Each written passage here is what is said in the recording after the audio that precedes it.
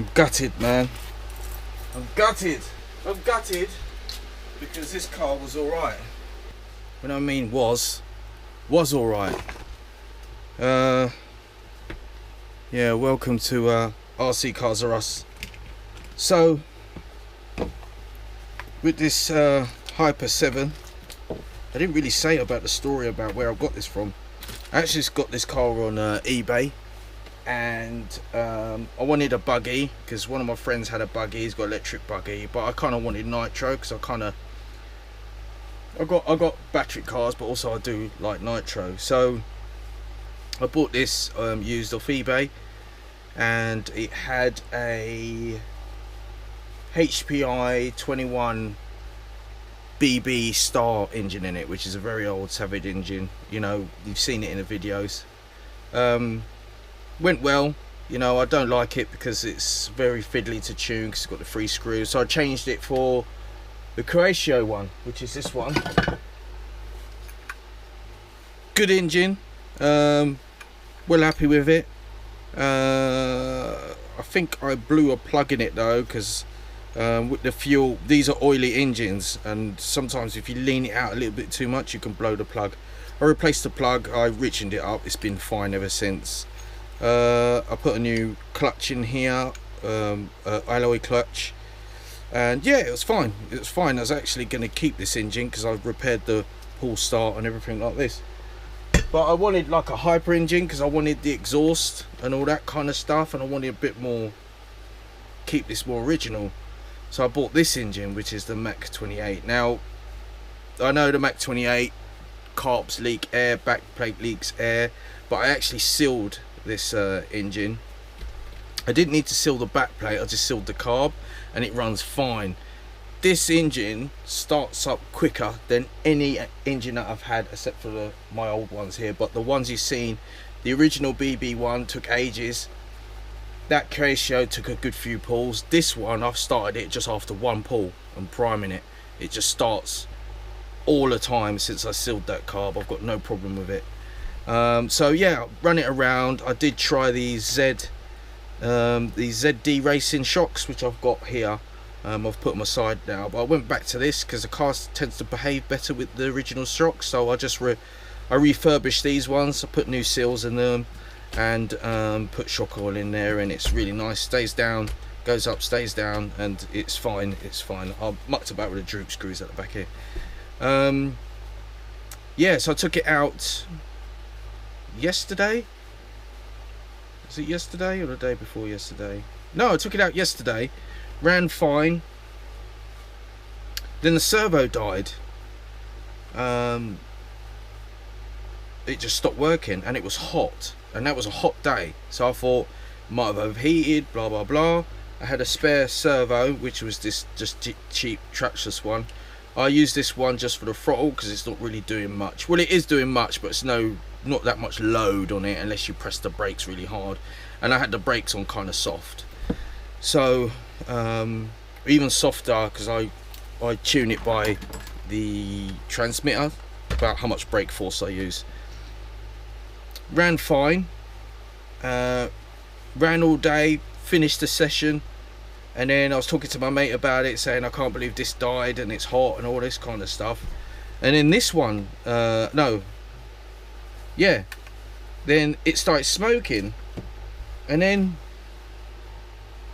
I pulled the battery out. I pulled this battery pack, so I use this battery pack, pulled it out, and I could see this. And I was like, what the hell's going on? I thought, have I wired it in there and pinched it against the chassis and all this kind of stuff? And I was thinking, nah, I couldn't have done, you know, because it wouldn't have ran all that time, and we were sitting there chatting. I had it on, sitting there chatting for so long, and then all of a sudden it goes up.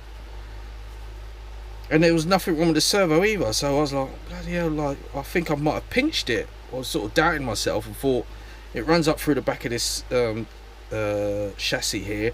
I thought I might have pinched it with the screw, so I unplugged it, went home. After that, I left it till the following day, come and have a check at it now, and I just went through everything, plugged it all back in, with this servo. I've got a new lead, in other words. I put a new lead on the switch. The switch is here. I soldered a new lead on it. Look at that, perfect soldering. You can tell I haven't crossed it or anything like that. So I soldered a new lead on it, put this in, and then this started smoking. Like, it actually punched a hole through the servo. So I was thinking, what's going on there? So I unplugged it all, going through everything. So I thought, is it the switch itself? So I put the meter on the switch, and it wasn't 100%. It was like continuity all over the place, left and right.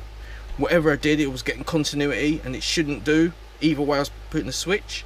So I was thinking this switch was dodgy. So for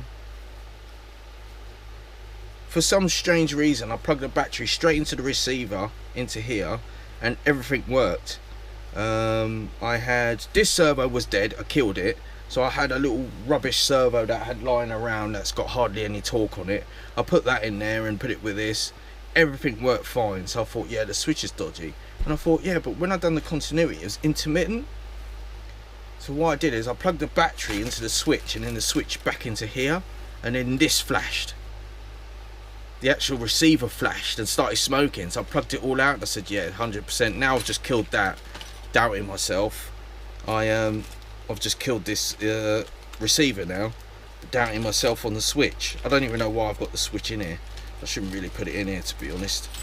Let's take it out. Yeah. So I think I put it in there because I was going to cut these off so I can reuse it. Let's cut these off.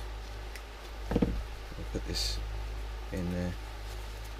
I'll just put it in there because I don't want to pick things up and then forget why it's here or anything like that.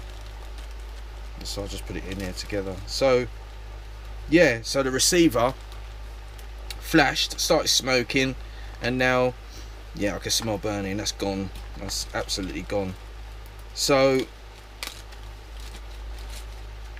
but backtracking on the story, when it happened on the track, because I was on the track, and it started smoking and the battery out. One of the other guys, I heard him over talking, saying he's selling a car, and he was saying to my friend that he was selling it, but we didn't really know each other that well. We only just met that day. So I sort of went over and I said, what are you selling? And he goes, oh, I'm selling this car now. And I go, why are you selling it and all that? And he said, because he's got too many, which he has.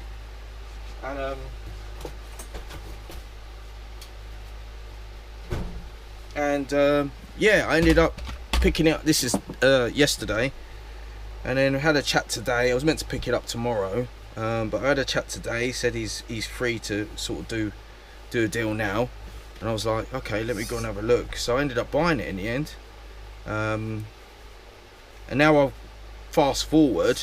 I was here sorting this out. I thought, I'm going to put this one up for sale, and then all this has happened. So it's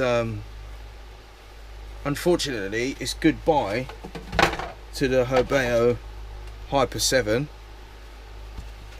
This car's been through 2 YouTubers now. So you've got the original YouTuber, Dirty Cam RC, and me, RC Cars R Us. So hopefully it's gonna go on to another YouTuber. I'm going to say goodbye to the car. Let's put this cover on. On the next video, there'll be the unboxing of the other car I bought. So, say goodbye to the car. It's been a good time. It's been fun. But, yeah, I think it's just time to move on to something a little bit more modern. Laters.